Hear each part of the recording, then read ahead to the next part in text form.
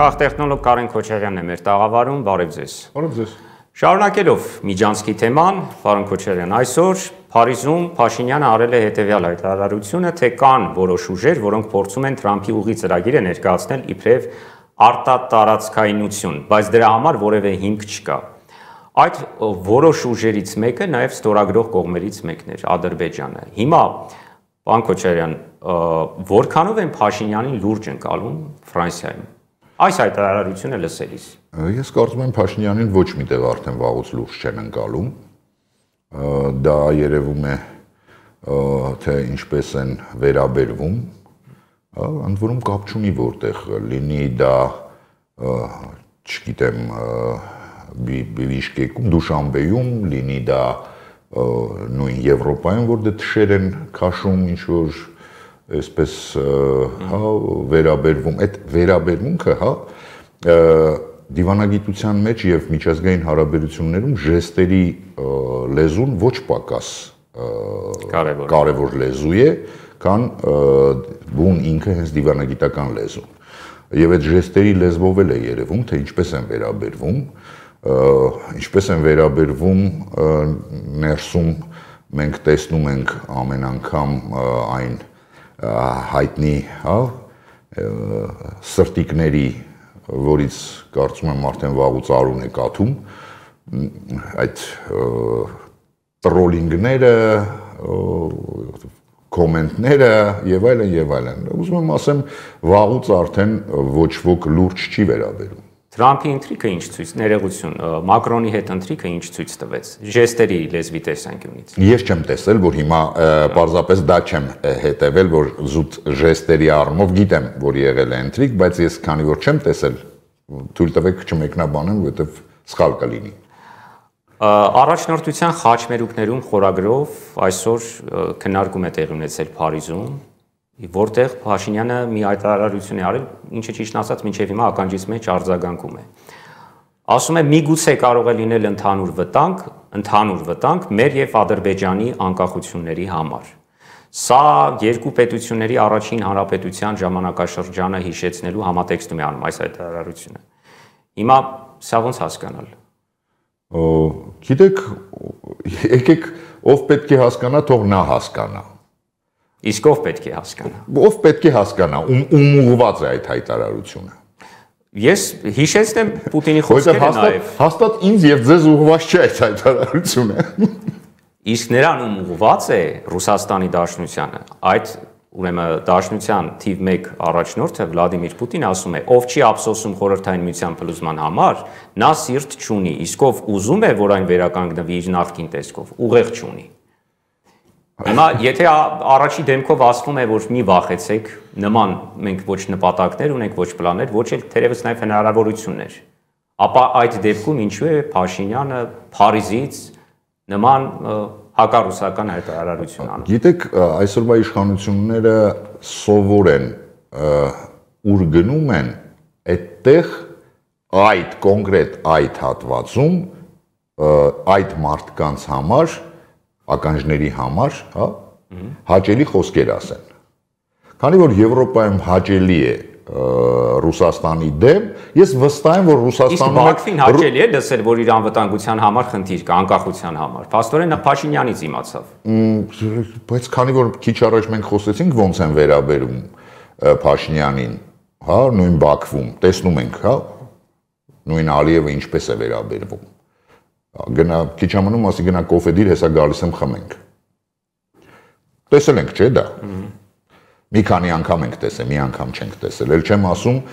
ինչպես դուք ասեցիք, այդ նույն ստորագրող կողմը, երբ ամեն անգամ ասում է Արևմտյան Ադրբեջան, երբ չի դադարում պնդել, որ դա Զանգեզուրի միջանցք է, ոչ թե Թրիպի ծրագիր, որ 300,000 ադրբեջանցի պետքա վերադառնան, որ ուզում եմ ասեմ դա մի ֆրաշ չի, երկու ֆրաշ չի, մեկ անգամ չի, դա անընդհատ է։ Չեմ կարծում, որ լուրջ է վերաբերում։ Այսինքն ամեն անգամ է, երբ խոսում են այդ ճանապարհի մասին, երբեք չեն զլանում Միջանցք բառը։ Իհարկե, եւ Ադրբեջանը եւ Թուրքիան։ Այս դեպքում ինչ է ասելու Փաշինյանը, եթե ճանապարհը մի օր Միջանցքի տեսքով բացվի։ ասելու է, որ դա ինչ որ հիմա է ասում, ասում է, չէ, ինքը ասում է, երբ որ ասում են Միջանցք, դա նկատի ունեն Ադրբեջանի տարածքը, իհարկե ինձ համար նոնսենս է եւ մի փոքր ուղեղ ունեցող մարդը կհասկանա, որ անհնար է քո երկրում դու ինքդ բացես Միջանցք, ում համար Միջանցք բացես քո երկրում։ Հասկանալի է, որ Միջանց ասվածը ենթադրում է, որ այլ երկրի տարածքում է բացվում այդ Միջանցքը։ Տվյալ դեպքում Հայաստանի տարածքում, նրանք դա նկատի ունեն։ Եվ դա չեն էլ թաքցնում։ Ընտրությունների թեմային գանք, գալիք տարվա ընտրությունների, հետո նորից աշխարհակաղակականին կանրադառնանք, եթե ժամանակ ունեցանք։ Ուրեմն Փաշինյանը ընտրություններից մոտ կես տարի առաջ արդեն նախընտրական շտաբի ղեկավար է նշանակել Արայք Հարությունյանին։ Կես տարի չէ, 8 ամիս առաջ։ Հա։ Իսկ եթե իհարկե լինելու են հերթական ընտրություններ։ Այդ է ուզում հարցնել։ Իսկ լինելու են հերթական։ Ես վաղուց եմ ասել, որ չեմ բացառում արտահերթ ընտրությունները։ Դրա մասին ասել եմ եւ եթերում, եւ Facebook-ում եմ գրել բացատրելով, ինչու եմ այդպես կարծում, մի քանի բաներից ելնելով, այդ թվում նաեւ օրինակ, երբ Ալիևը բավականին կոշտ էր միշտ արտահայտվում, հա, թեկուզ հենց այդ նույն Զանգեզուրի Միջանցք ֆրազայով, բայց մեկ էլ պարզվեց, որ Ադրբեջանի տարածքով թողնում է, որ Ղազախստանից գա Ադրբեջան, հետո իհարկե գա Վրաստան, նոր Հայաստան, այսպեսի բարի ժեստ արեց Ալիևը Նիկոլ Փաշինյանի համար։ Ուզում եմ ասեմ, նման բաները հետո հաշվի առնենք, որ բոլորը խոսում էին, որ 1.5 տարի բանակի, հա, այս ծառայության թեման 2 տարին պետք է դառնա 1.5 տարի շատ ավելի ուշ, մեկ էլ շատ հապշտապ այսօր հենց կառավարությունը որոշում կայացրեց, որ հունվարի 7-ից, այսինքն նոր տարուց է լինելու արդեն 1.5 տարի։ Նման պոպուլիստական քայլերը ինձ համար խոսում են նրա մասին, որովհետև սովորաբար նման բաները արագ մոռացվում են ու արվում են, հա, սովորաբար արվում են ընտրությունների նախաշեմին։ Ես դրա համար ասել էի, որ չեմ բացառում, որ սա արվում է, քանի որ ենթադրում եմ, որ կարող են լինել արտահերթ ընտրություններ։ Նաև շտաբի պետի վաղաժամ նշանակել։ Հիմա արդեն նաև ես դա ասել էի մինչև այն բանը, երբ Արայք Հարությունյանը նշանակվել էր շտաբի պետ։ Հիմա արդեն նաև սա։ Հասկացա։ Դուք պոպուլիստական քայլերի մասին խոսեցիք իշխանությունների, կա մի քայլ, որը թույլ կտամ ասել, այդքան էլ պոպուլիստական չէ, կամ եթե պոպուլիստական է, ապա շատ նեղ շրջանակների համար։ Փաշինյանը կարգալույծ արած մարդուն աշխարհականից նորից վերեացում հոգևորականի ու ուղարկում եկեղեցի։ Դա նման է նրան, որ եկեղեցականները պաշտոնազուր կարված որևէ նախարարի գործուղեն իր կաբինետ։ Ինչու է գնում այս քայլին, եթե դրդում են, ապա դրդողները չեն հասկանում նաև դրա այլընտրանքային հետևանքները։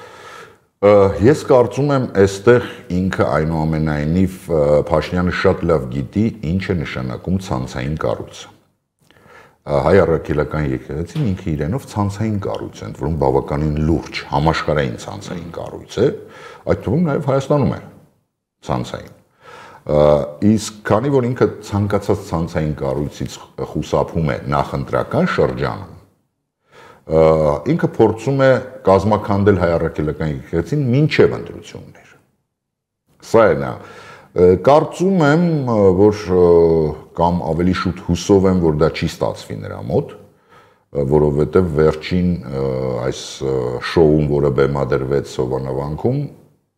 դա վերջինը չէր, ցավոք էլի է լինել։ Չէ, մինչև հիմա,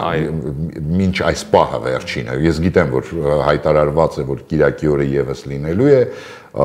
ես կարծում եմ, որ Կիրակի օրը արդեն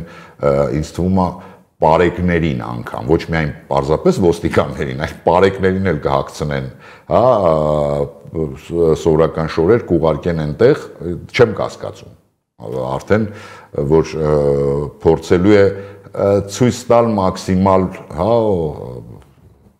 բազմություն ինչ որ,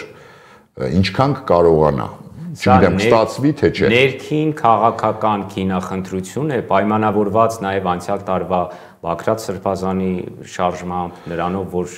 առաջադրվեց որպես վարչապետի թեկնածու։ Չեմ կարծում։ Արտաքին քաղաքական նախագիծ է, որը նաև լոկալ ձերքի հետ լոկալ խնդիրները լուծում Փաշինյանի համար։ Արտաքին է, ներքինով որ պայմանավորված լիներ, ինչքան էլ ինչ մտածենք Փաշինյանի մասին, տեխնոլոգիաների առումով նա շատ լավ տիրապետում է տեխնոլոգիաներին եւ շատ լավ գիտի, որ դա կարող է բացասական ազդել շատ տերի վրա եւ այդտեղ ինքը կարող է կորցնել ձայներ։ Սակայն սա արտաքին է, բայց ներքինով միայն ասեցի ցանցային առումով է ինքը իր վախերը։ Իսկ արտաքինը կարծում եմ, որ օրինակ դեռ խորհրդային տարիներից Թուրքիան միշտ երկու բանից է, ինքը որ Հայաստանից արդեն անկախությունից հետո էլ 3 միլիոնանոց Հայաստանից երբեք չի բաներել։ Ինքը մենք միշտ թերագնահատել ենք բոլոր ժամանակներում, իսկ Փաշինյանը փորձում է իսպառ վերացնել այդ գործոնները, երկու գործոն, որը միմյանց հետ փոխկապակցված են։ Դա հայ առաքելական եկեղեցու գործոնն է եւ Սփյուռքի գործոնը։ Ես կարծում եմ Թուրքիան միշտ գերագնահատել է, մենք շատ թերագնահատել ենք այդ գործոնը, որովհետեւ դրանք այնուամենայնիվ լրջագույն գործոններ են։ Երկուսը միասին։ Երկուսը միասին, այո։ Երկուսն էլ հիմա Փաշինյանը փորձում է տեսնում ենք հայ առաքելական եկեղեցու հետ ինչ է անում, իսկ Սփյուռքը երբեք դուք լսել վերջին անգամ Սփյուռքի հետ կապեր, Սփյուռքից ներդրումներ, Սփյուռքի հետ, խոսակցություն, ինձ թվում է այդ գործոնը արդեն մի քանի տարի է, ասենց գնալով չեզոքացվել է։ Նույն եկեղեցի նաև Սփյուռքում կա։ Դրա համար հատուկ նաև ընդգծեցիք, որ համահայկական կառույց է եկեղեցին։ Այս իմաստով, եթե դրսի մեր աթոռները չհամաձայնվեն Փաշինյանի որոշումների հետ, ինչ է պատրաստվում անել։ Արդյոք պիտի շրջի ամբողջ աշխարհով մտնի բոլոր եկեղեցիները եւ համոզի, որ իր տեսակետը պիտի ընդունեն բոլորը։ Չէ, իհարկե, ես կարծում եմ, դրա համար եմ ասում, ես հուսով եմ եւ կարծում եմ չի ստացվի իր մոտ այդ ամեն ինչը, որովհետեւ դժվար է պայքարել մի ինստիտուտի դեմ, որն ունի 1700-ամյա պատմություն, նման պատմություն չունեն այսօր աշխարհում, չեմ ասում Հայաստանում ընդհանրապես մոռացեք, որ նման ինստիտուտ կա, դրանից հետո ամենահին ինստիտուտը հայ հեղափոխական դաշնակցությունն է, որը ունի ընդամենը 132 տարվա պատմություն, որը նույնպես թիրախում է։ Որը թիրախում է, բայց այնուամենայնիվ, եթե մենք նայում ենք 1700-ամյա եւ 130, հավատացեք, տարբերությունը շատ է։ Եվ այդ ինստիտուտը ենթադրաբար այնքան խոր արմատներ ունի եւ այնքան ինստիտուցիոնալ հիշողություն ունի, որ դա քանդել ինչ որ մեկին ով եկել է ու ուզում է այն հայտնի հեքիաթի նման ոսկեձկնիկի, որ չեմ ուզում արդեն լինել Թաքուի, ուզում եմ լինել ծովերի տիրակալը, չեմ ուզում լինել միայն վարչապետ, ուզում եմ լինել նաև հոգևոր առաջնորդ, չի լինելու, որովհետև դրա վերջը բոլորը գիտեն ինչ է լինում, այդ հեքիաթի։ Դրանով է պայմանավորված, որ մուտքը դեպի, այսինքն այդ ակցիան դեպի Էջմիածին այդպես էլ չկայացավ Փաշինյանի։ Ես կարծում եմ այս պահի դրությամբ այո, դա ապացուցեց նաև անցյալ Կիրակի Հովանավանքի ասեցի այդ մարդկանց քանակությունը, որը եթե հաշվի առնենք, որ այնտեղ մեծ մասը ԿՊԱ-ականներ էին եւ ոստիկաններ կամ այլ հատուկ ծառայությունների ներկայացուցիչներ, կարելի է ենթադրել այնտեղ քանի հոգի էին գնացել ընդհանրապես։ Փաշինյանի փարիզյան արկածներին վերադառնանք, ասում է համոզված է, որ 2026-ի ընտրություններին Հայաստանի Հանրապետության քաղաքացիները հաստատ աջակցելու են խաղաղության օրակարգին։ Մենք դուք շատերս արդեն հասկանում ենք, թե խաղաղության օրակարգ ասելով ում նկատի ունի կոնկրետ եւ ինչ։ Ինչու է հենց Արևմուտքում հայտնում իր այդ համոզվածության մասին եւ որտեղից այդ համոզմունքը։ Գիտեք, ես էլ եմ համոզված, որ խաղաղության օրակարգին են քվեարկելու, բայց Փաշինյանի ասածը խաղաղության օրակարգ չի։ Դա թուրք-ադրբեջանական օրակարգ է։ Անք լրիվ տարբեր բաներ։ Ինչու է Արևմուտքում ասում, դե երևի խաղաղության ֆորումի էր գնացել, դա հարմար էր նման բան ասել։ Չէ, իսկ գուցե ակնկալում է աջակցություն, չէ, որ մենք տեսանք նաև Վատիկան նրա այցը, որը հաջորդեց հենց Վեհապարի հետ այս հարաբերությունների։ Գիտեք, աջակցություն այնպես չի, որ ինքը այնտեղից չի ունեցել։ Աջակցություն ունի նաև այն տեսքով, որ ես հին մարդ եմ, վաղուց եմ ապրում այստեղ եւ տեսել եմ այդ նույն միջազգային կառույցների, դեսպանատների կամ միջազգային ներկայացուցիչների ռեակցիան, երբ օրինակի համար ինչ որ մի ծառ կտրելուց ակտիվիստի մատից կարող էր մի փոքր, ասենց արյուն գալ, էլ չեմ ասում ինչ որ մեկին ծեծեին, ինչ ռեակցիա կլիներ, ու հիմա մենք տեսնում ենք ինչ ռեակցիա է այդ նույն կառույցներից, առնվազն այդ տեսքով ինքը վաղուց ունի այդ աջակցությունը։ Այնպես չի, որ նոր պետք է գնա այնտեղ խնդրի այդ աջակցությունը։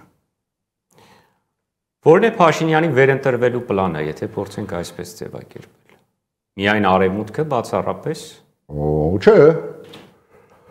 Չէ, ինքը միայն արևմուտքը չէ, ես կարծում եմ, որովհետև ինքը հասկանում է, որովհետև այսօր արևմուտք ասվածն էլ բավականին լայն հասկացողություն է։ Հատկապես Թրամփից հետո։ Թրամփից հետո ես հենց դա էլ նկատի ունեի, որ Թրամփից հետո արևմուտք ասվածը շատ լայն հասկացողություն է։ Եվ արևմուտքի որ հատվածին է ուզում, հա, որովհետև Թրամփի թրիպից հետո այսպես ասված այդ հայտնի իշխանական պրոպագանդան, հիշում եք երևի WhatsApp-ի համար ունի եւ այլն, որից հետո other guy, compatriot եւ այլն, երբ որ Ալիևին ասեց որտեղ է քո հայրենակիցը, ուզում եմ ասեմ, մենք ամեն ինչը տեսել ենք եւ դա էլ փլվեց, որ չունի էլ WhatsApp-ի համարը պարզվեց, կամ բանը fake համար էին տվել WhatsApp-ի, թեև ասել էր որ կզանգեք ինձ, հիշում ենք այդ հայտնի։ Չունի WhatsApp-ի համարը, բայց շարունակում է ունենալ արևմուտքի գոնե մի հատվածի աջակցությունը։ Մի հատվածին ունի, բայց դա բավարար չի լինելու։ Այսօր դա բավարար չի լինելու։ Ընտրվելու համար։ Այո, չէ, ընտրվելու, այսինքն նա ունի ձայներ եւ ինչ որ տոկոս կհավաքի, կբավարարի արդյոք այդ ձայները կրկին կազմել կառավարություն, չեմ կարող ասել, ժամանակը ցույց կտա։ Հուսով եմ, որ ոչ։ Շնորհակալ եմ։